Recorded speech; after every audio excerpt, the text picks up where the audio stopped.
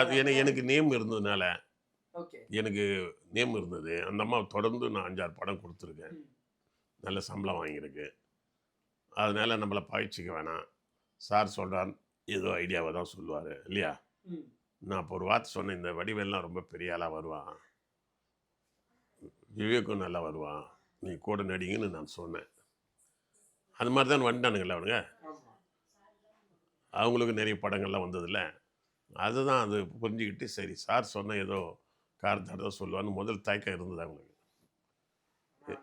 ஏன்னா ஒரு ஸ்டேட்டஸ்ல இருந்துட்டு டக்குன்னு இறங்கி வர மாரி ஆயிடும்ல அவனுக்கு.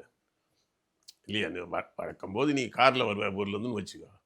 திடீர்னு லாரியில வாயான்னா கொஞ்சம் கஷ்டமா இருக்குல்ல உனக்கு. இது என்னடா அது லாரியில வர சொல்றாருன்னு. சரி ஏதோ பெரியவர் சொல்றாரு ஒரு தடவ அப்படின்னு வரையில அந்த மாரி தான் வந்தாங்க அவங்க. அப்ப சாதாரண ஆள் தான் இவனுங்க இல்லையா? கொஞ்சம் யோசனை பண்ணாங்க. கண்டிப்பா வந்தது பெரிய விஷயம் தான். சரளான்றது அன்னைக்கு இறங்கி வந்து இவங்க கூட நடிச்சது பெரிய விஷயம் தான். சாதாரண விஷயம் இல்ல.